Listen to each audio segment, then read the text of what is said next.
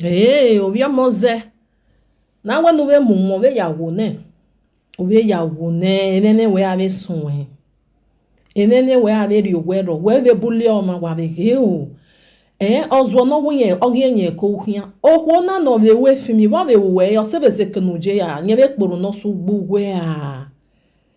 Uwa hie gwine fo wo ha. Uwa igwa ge we amegi be tenen we uwa gwa le mi okpa no ave o. Ne ma meke na be la dia be we ano awenye no orion ba no. Obezu o ne be kokpa. Il va bover la egbene. Nous voyons na doit boulio viere doit ta we. Ege ne gbeje, erien nokpa. Amio manene hiekpe a eto se gbe. Ou wa be baba ni a hiekpe we hiekpe on de be sioge egbe mi o vi o wa be sunu da viere. Weni jore no yon ba no mama ou la di on doit boulio viere. Ku we ki yoga we no wa o hu amagbon. No wa zu amagbon. Ave bisi no mama. E social media ya we ta na ya boulio ma. Dama no we social media no ban egwegwegun o agwegwegun no get do gbu e o dia no ri o we no get do gbeju egbere because of yede ko ma ko wa total we fi mo re o mo egbe la dia yan we mo egbe we nu ja egbe we no anything at all ene soro no ni no fi bona ni afin abo fi awo pa o ye ri egbe la dia e ri egbe la ma wo viere mo bo mo we emi no la egbe o sabo pa mi no la egbe sabo pa mi no si e because me ma bere we wa re bleach cream o si e maybe over there ya me no ga home no si egbe very oni nobody know when you jore no man wala dia because na go no ja wo ni omu when no wa vie social media na de gbe to we love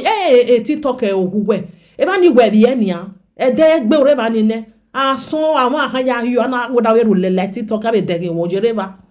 oni me oyere me ohuni me la dia na do no we wana me we na vie social media e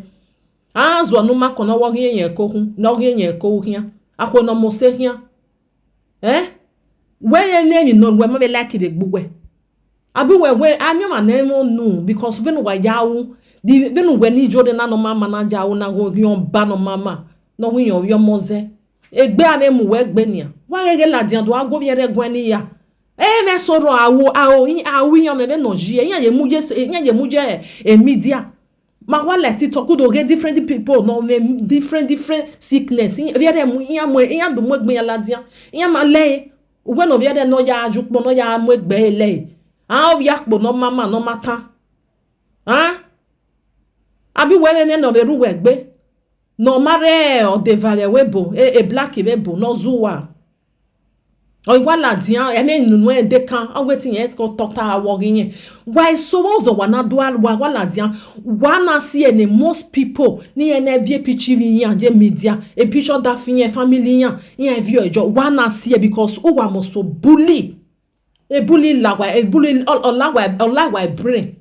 wa we ave mi be taju wa gbe ami o ma no ma mi soro no ma like be gbe o mo so aro o mo so mi opa we ona ma dejo se bete no sabo ya jiwe no weti ya gbegbo a wa la di wa bully ma oni wa specialize ji wa yagi yan ni bully nia iyan ma bebe iyan ma ni na meru we iyan wa ohu wa depression agbe yan wa gija egbogun yan ni age salt and water ni e depression wa na gbona ri ave ogba yeke wa no la dian do abuli okwo na ni actress ori mana ni wa memi no sunu da viere agbon ya to ta no ta we gemi ni yemi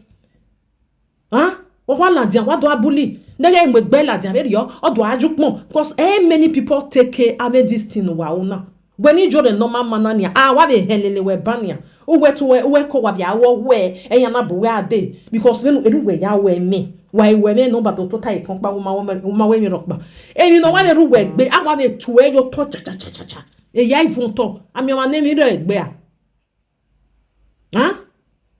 when wa vie media na de gbe ohun mo no bi ba na nia ohun ma no ziko na imari no kan sun hu na ba me social media o na e do la di anto ka mo wewe a ijo de gbere yin wo ye ja bi ye 8 hours o keke no ma vie de we vie 3 hours awa ho because a media to taji wo we ziga so de ne ni go we amo ejo wa ya u na be do so do anon we imemi no worry o me no ri pondu wona o iwa me yo me nero o wa gwaru o pari o do agun yan gwan ni ha no viere ge ijukpon ne no jukpon ya agbegbe e ki megbe la dia be rioni ko o do to tamba na no do tama we story ni yemie to amie times 3 wa so wo do ti ebonu o viere ko to tage o magu wegun o ma e wede o ma e wede ugege ya sie mu la dia we ba gu megbe la dia hey iya we po na mi nu wagije atete wa teni jiye wo inewe ihe onisan wa so be media na awon dano gbabe no ruwe no wana mi no wana bulie ma wa gbo ya setite ke bulie no wa bulie o wa drop a picture wa yare wa do dege ke no ma de just say and why ma bo why ma we wa na ni dueki na why ma yeye wa giage why ma ave mi dan toyi no regbugwa o wa o seke no ru won do no ave wana wa do hie bully squad ginya tinola janjejejeje o wa mo pe o ma na erie o mu yan le dududu wa o mo da fon o mu le o mo ti on he je mu ladian because wa mu ladian wa doge ge na work ba je ge nunu eje gi wo ge je ge ne nokpa wa mi e ba gbon yi wa mi e ba gbon squad di jore no mama ave bully squad wa mi e ba gbon wa mi meno ko na wa je na o wa ladian o we mi ye mi le gbe wa mi hu rie ladian wo yin wa mi wo wa rie ladian wa beg wo wa ge àwọn no bleach your back kan eyin pe be ri oni ladian le gbe because me so ata we mi ameno viere no viere ho mi no na mi hu o do to tabani o we mi ya ni ye na mi rie ladian wa no junu ya pa mi sikanya yen butatu wa man mi no sunu da yen o wo wa mi gbo o hu wa ladian wo gbo wa mi uri wa rie ladian because o too much gbe no wa awu wa mi nunu wa ta eni ya na o mi unu ta o wa je be oni wa ga mi to wa ta e den wa ga ita wa do hin odin wa ya ken wa no ma ken wa jo wa o din wa hin odin unu wa onya yo to egigwe ijore la wanu ya gba ogegbo 2026 awa be je na o ken e bania ade like 27 when uma tota nu e negbe we yan wo mo no e negbe omo uma tota lori oboka gba me no awo negbe wa mudia wa la TikTok ubege no de ubege no hian no ma mo egbese no tota se o we gwa be mu ne negbe degbe nu we mu yi no viene no rukmo no ya we film we no ya mu ehu no ya mu jo hian o salobua me la wo e TikTok nu we je na we me so iyan wa de ko live video hian we wo salobua we se o we dagbon me o ma emi o so roda na mi na ivon viere egbe no le abi yen pe ni na no do ladian mo boy be bi yan ti o we no hu egbeju wa na ga iwe film o we de film ro na no keke no ho ni u o we na ri e no ma be that means we ha ho e bi win na ga iwe na u di job na di job e mo o yon ba we him we the ma God that beg ima because when we joma ke nu we de wa mi ma we na we mi wo ma bulie ma we wa yi we gbe meri ana ema